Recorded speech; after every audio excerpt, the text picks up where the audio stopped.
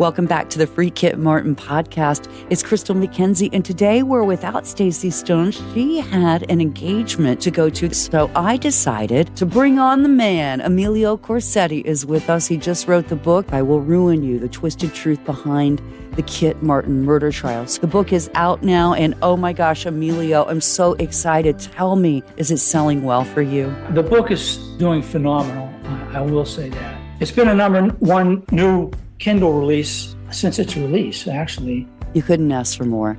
So number one on Amazon Kindle, that's where I've been reading it. I did the pre-order like you told us to do so that we could write the reviews. We were all like, why are they giving this book away for $2.99? And it was just so they could get those reviews. It was a very smart move on the part of Wild Blue Press.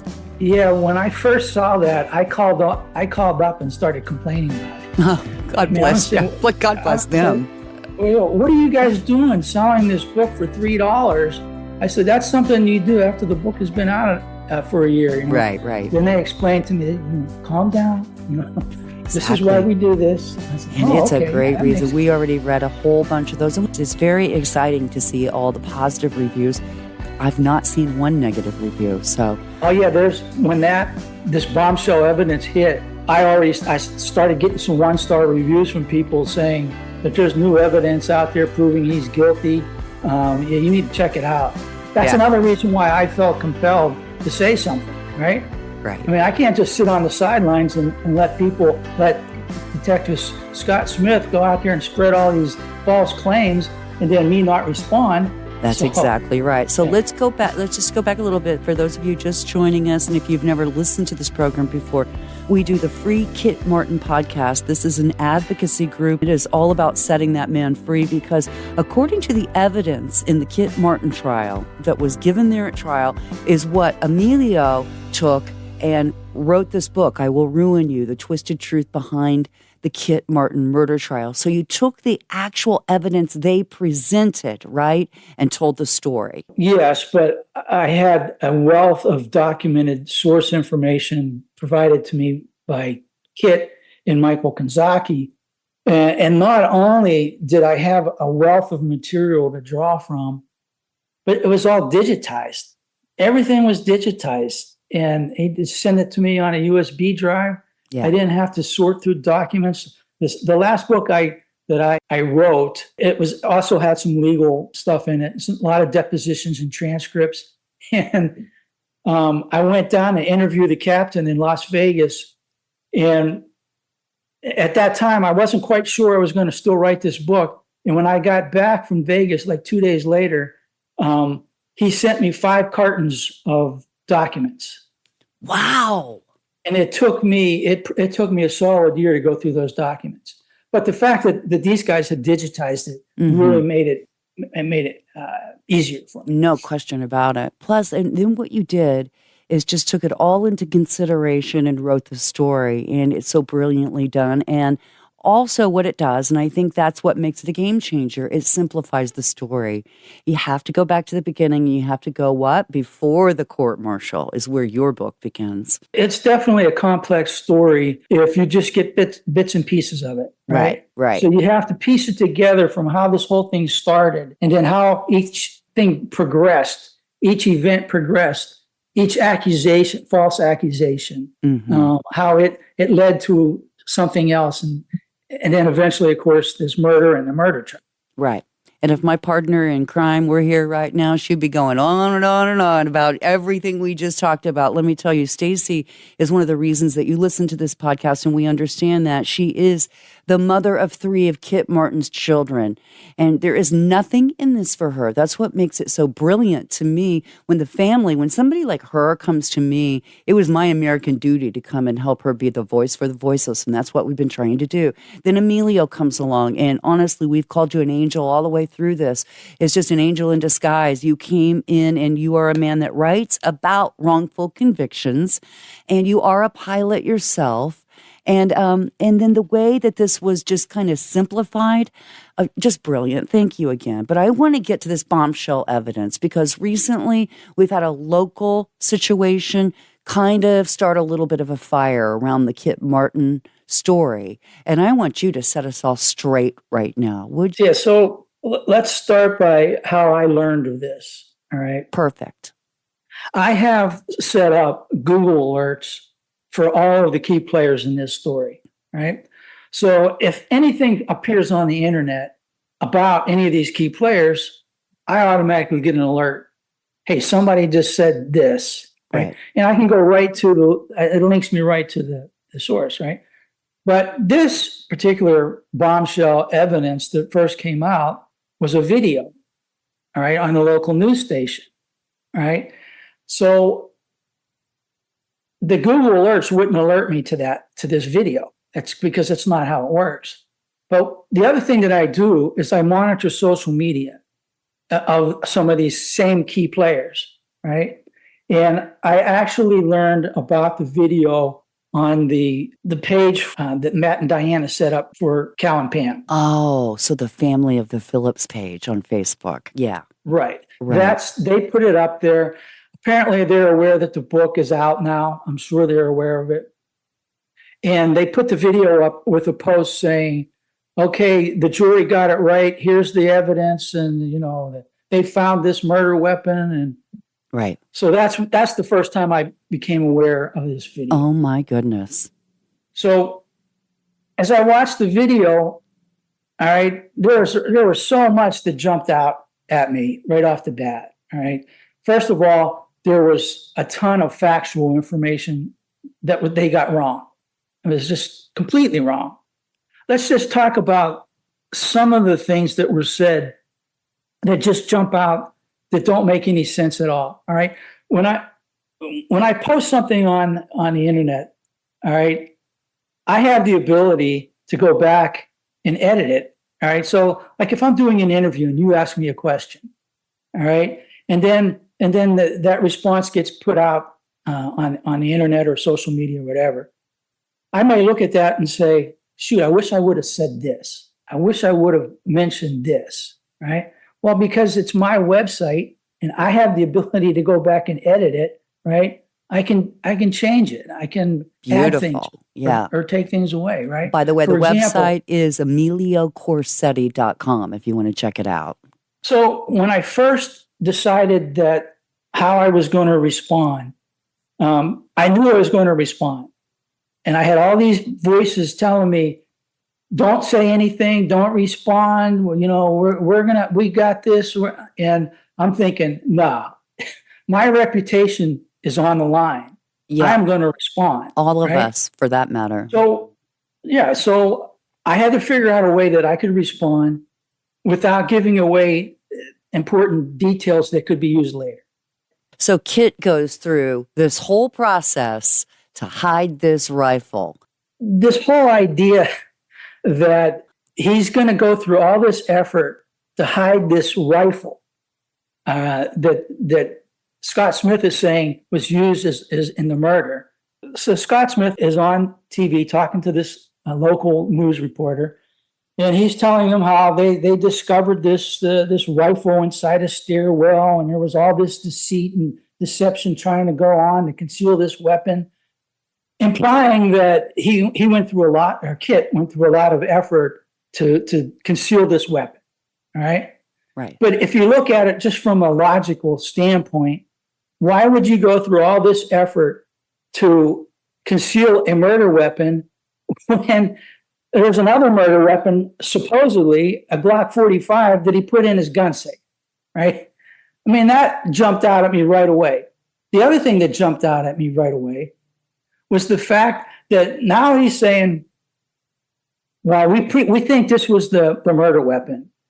And I'm thinking, okay, so does that mean that the trial, when you said that it was one of these three guns, that you guys screwed up then, that you told the jury you gave the jury false information? So which is it? Is it what you convicted the guy on at the trial? Or is it what you're saying now, 2 years after the trial, when a book's come out that's questioning your integrity in your investigation? Oh, the timing is just incredible of all this. It really and truly is, Emilio. The timing, exactly, right. Let me talk about the timing. So, according to Detective Scott Smith, he's coming out with this information now because Kit has expired all his appeals, and now he's coming out to make this information public. All right. Well, that's complete nonsense. And here's why it's nonsense, right? The appeals were over in October of 23, right? So if his excuse for waiting to when this book comes out to release this information is because the appeals have expired, well, that's ridiculous. Yeah. They expired in October. Yeah. Right? So why not come out then? Mm-hmm. Right? So here's the real deal about this whole gun fiasco. Before the book was published, I had been trying to contact Scott Smith and Scott Norsworthy. All right. I went through the proper channels, right?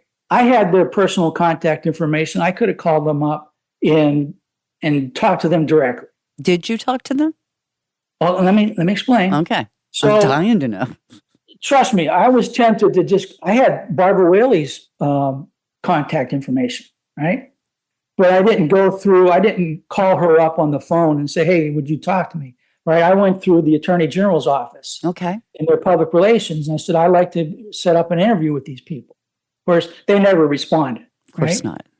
And the same thing with Scott Smith and Noisworthy. I wanted to speak to them. I wanted to give them an opportunity to tell their side of the story, right? And I went through the proper channels. They have a communications director at the sheriff's office, right? Communications officer. So I contacted him. I contacted him like probably 2 or 3 times. I'd like to set up an interview. Well, we can't talk because the appeals are still gone. Okay. So then the appeals are denied. And I call back again. I say, look, I'm like a couple of weeks away from handing this book into the publisher. This is your last opportunity to have these guys speak with me. And he goes, well, he says, let me, I'll get right back to you. So within an hour or so, Scott Smith calls. Oh my. To have him on the other end of the telephone. My dream. Right, so Scott Smith is on the other end of the phone. And he first thing he tells me, I'm aware of this book. I know all about it. I know that you're writing a biased book and that you gave it to Kit Martin to how did he say it? To edit. Right? Wow. Okay, so I did give the manuscript to Kit to review. Right. Yeah. And I did it on my 2 previous books as well with the main people that were involved. Absolutely. And I don't do that so they can edit the book. I do that so they can correct any errors, factual errors that are in the book. Right. These are life stories. These are real people's lives. So, Scott Smith is, well, you're giving a biased presentation. I say, look, Scott, if you think it's biased, I said, and I kind of flattered him. I said, you know more about this case than anyone. Right. And I'd like to give you an opportunity to sit down and talk. So then he says, well, I'll tell you what, give me till the end of this week and I'll let you know. All right. So I said, okay, fine. I said, I even if I had to delay sending it to the publisher, because I had a deadline, right? Sure. If I needed to delay that deadline for a couple of weeks, I was good with that. I wanted to give the guy an opportunity. Absolutely. Right? It would have been good to hear from him. Yeah. So 5 days go by. The end of the week comes, no word from Scott Smith, right? And like a week later, I get this news from Stacy, who's hysterical, because Scott Smith is terrorizing the family in North Carolina about this gun. Uh-huh. This is like back in October of 23, he had this gun. Right? That's right. Do you think that if they had any kind of ballistics evidence at all, that they would wait and not present that as solid evidence that this ties this gun to this murder? And of course not. And even more suspicious, the timing. It was 2 days that he went to North Carolina there to get that. That was 2 days after Stacy was on Court TV. So do you remember that? That was on Yeah, I do Halloween remember that. Day. All that So, was happening at the yeah, right all at of the that same was at the time. same time. So it was the Supreme Court decision on the 23rd, Halloween Day, and then by the 3rd of November, there he was in North Carolina. Yeah, so going back to when I first saw the video, Right. and how it was portrayed. I mean, before the episode even came on the local news network, the two anchors, we've got new bombshell evidence. You know, our local reporters covered this in the past, and now he's bringing you some new information directly from the lead detective in the case. So, you know, I'm thinking, wow, you know, this might not be good. You know, let's see what he has to say. Right? Precisely. So I'm watching it, and as I'm watching it, I'm thinking, well, there's a lot of this that doesn't look good. I showed it to my wife, and my wife said, this doesn't look good. Mm-mm. All right. So I knew there was a problem. All right. And it took me a little bit of time, but there was a couple steps I had to take before I responded. One, I needed some details. I needed some facts. I needed some backstory. Sure. Right. The news reporter who covered this story wrote up a follow-up article online where he gave Smith another platform to talk about how the family wasn't cooperating. And well, let me tell you something. If the detective who put an innocent person in prison for life is coming to talk to me to get more information to justify what he'd done, Mm-hmm. I'd tell him to piss off too. Right. And that's what Emma did in so many words. And I'm sure a couple F-bombs were used in there. That little young lady minced no words and told him to get the, you know what, out of her state and never come back. So, yeah, I was very proud of Emma for that. You know, I tell you what, that had to be so hard on everyone concerned. Exactly. And then they come through with this follow-through story, and that was just a great big slap in the face to the Martin family, who is such a beautiful here's the whole family. problem with the way this whole thing went down. So Smith comes back, you know, and he's got this bombshell evidence, which isn't evidence at all, because they asked him, "Do you think this was the murder?" "I do. I think this was the murder weapon." Was his reply. So what evidence Those do you are have it was a murder big weapon? words. I just think it is, you know. So let's think about this logically, right? So let's say the kid is going over there. Of course, Barbara Rayleigh said that he went over there to set the house on fire because it hadn't burned down the first time. All right. So according to Barbara Rayleigh, by setting a fire on a dirt basement floor, that's going to burn the house down, which doesn't make a whole lot of sense. So then he's going to go back to burn the house down again, but he decides to take a gun with him to do it, which doesn't make any sense. And here's the other thing. Kit Martin had more guns in his home than anybody that I know.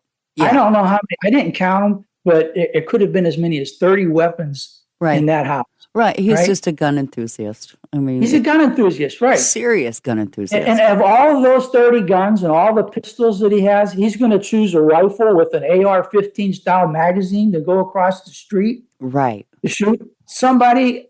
I mean, the whole thing, zero sense. If you just sit down and you look at the facts of what was said, what was accused, what was claimed, it doesn't make any sense at all. They're trying so hard to turn him into Rambo with all this military precision and everything that was argued in that trial is just hogwash. Yeah. So the other thing is, you know, I had to hold back on some of the information. And I told you I had edited it, right? Mm-hmm. Well, I knew I was going to end up editing it.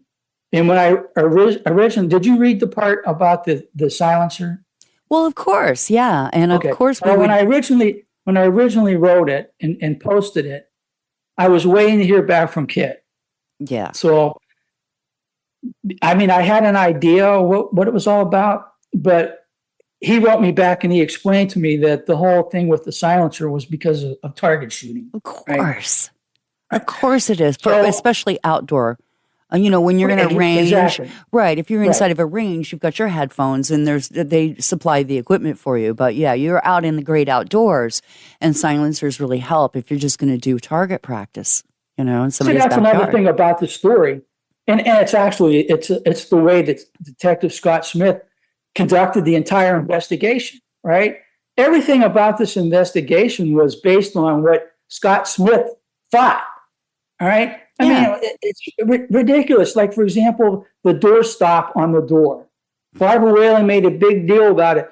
He had a doorstop to keep people from coming in. Not only did he have a doorstop, but he had extra locks on the door. Well, if they would have simply went to Kit and say, what was the deal with the doorstop? He would have told him the door was warped. I was trying to keep the door into the door frame. Yeah. I had a doorstop. I had extra locks. I even nailed the door to the top of the frame.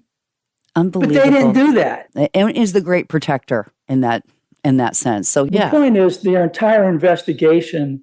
I mean, I don't know many murder investigations where you have all these questions, and rather than ask the source that you're targeting to explain this stuff, you just make your own decision on what it means, and then you present that to a jury. Oh, gosh, this book is so good. Again, go pick it up. Ladies and gentlemen, if you have not read it yet, it's I Will Ruin You, The Twisted Truth Behind the Kit Martin Murder Trial. And we are talking with author right now, Emilio Corsetti, who wrote that book. And really and truly, we could not have had a better author step forward in this particular project. It's such a convoluted story. We thank you for simplifying it for us. Talking about that, when I first decided I was going to write this book, all right, the first step in that is to go directly to the source, which is Kit, right? Sure. And I'm thinking, there is no chance in hell that some big name author hasn't already clued into this story.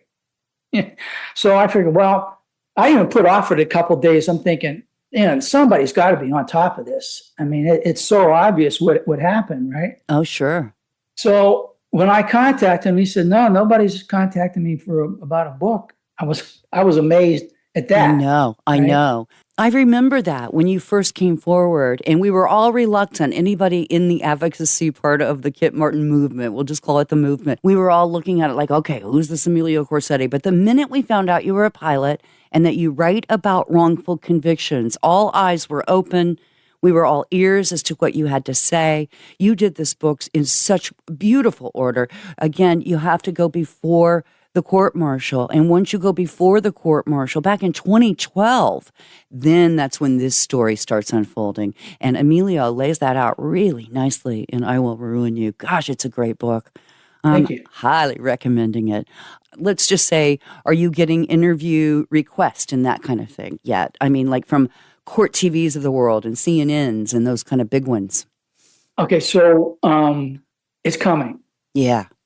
All right. So I've already been interviewed for one documentary. Great. Right? That's exciting. There's another, that's for a 1-hour documentary in the fall. There's another company that's wanting to do a 2-hour story on it for the CD network, CW network. Right. Fantastic. Right? A great and, true crime network. Yeah. There's a company in Canada who's reading the book right now for possible film rights about telling the story. Oh, right? I just got chills all over my body. And so the story is going to get out there. Yeah. And it's not going to be, the book will come in ebb and flow, right? The sales will come. It'll drop off for a while, then it'll pick up when some other story hits, which reminds me, in that post that I wrote, I have to be careful about what I say and how far I go. Right? I know where you're going with this. Here, I wanted to say something about encouraging Scott Smith to do more interviews. Right? Yeah. Maybe he could go on local TV and say he talked to a psychic, and now he's got new information from a psychic. I love you so much, Emilio. It's perfect. That would really pop up my sales, So that is what Emilio's. I tell you what, Emilio's post is so good. I want you just to go see it there at emiliocorsetti.com. It's one of the first that you'll see, one of the last posts that he's done, just the most recent. And it's also up on the Free Kit Martin podcast page. And if you want to join us and help us talk about this case, by the way, there is a Free Kit Martin page out there. There is also a Kit's Warrior page out there. And it really is a narrative. And what we had to do today, Emilio, is kind of change the narrative, because that gun is a completely ridiculous piece of evidence. And to call it the murder weapon, sorry. Yeah, and Pam, of course, was killed in the kitchen. I mean, I just can't even picture somebody with a rifle and a 22 caliber magazine shooting somebody in a kitchen with that type of weapon. Right. When you got like 15 pistols back home. Right. And, right. And then trying to get across Main Street at 5:30 in the afternoon. And think about Marlene LaRocque's statement about what she heard out of Pam. And it was just sort of a startled, almost like you saw a mouse kind of, if you saw a rifle like that, you'd go, oh my God, your reaction would be, Rambo's here. She would say, Kit's in front of me. She would say something like that, Well, I wrote about this whole timing thing, right, in the post. But the timing, the problem with their timing applies to the entire murder, right? So here's what you have to remember. Okay, they're accusing him of going across the street to set the house on fire for whatever reason he went across the street. With T-shirts in the basement, closed basement. Yeah. But so, and like I said in the post, at 5 p.m., everybody's home in the house. At 5:23 p.m., Emma and Austin leave to go to their group dinner. Right. Laura and Kit are home alone in the house celebrating their anniversary. It's 5:23 p.m. They have the house to themselves for 2 hours, maybe. Right. At most, right? We know what was happening there. Yeah, they asked Laura on the stand, well, what were you doing after the kids left, and she's kind of shy. She's, well, we watched TV and we spent some time on the couch. And then he goes, anything else? Or I think Olivia was doing the question. Anything else? Well, we had some special time. Well, Guess what? I don't think the special time was going across the street and killing 2 people. No.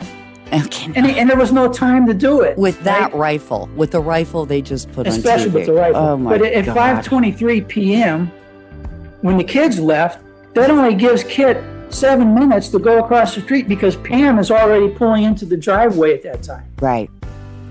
So it just doesn't make any sense. Zero. But yet they got a murder conviction and a life sentence based on that type of evidence. 3 life sentences, and it's not over till it's over. And I don't know if you hear a little sing-songy in my voice, but hey, there's nothing wrong here in the Free Kit Martin movement. Everything's going just fine. Emilio's book sales skyrocketing right now, and even more so after the local story. So thank you, Scott Smith. Yes. Our hats off to you. You're doing all the right things to help us get there. But we really appreciate you, Emilio. I just want to thank you once again. I Will Ruin You, the twisted truth behind the Kit Martin murder trial. What you want to do is head over to Amazon right now and order it. Get it. My sister keeps asking me for my copy. I'm like, no.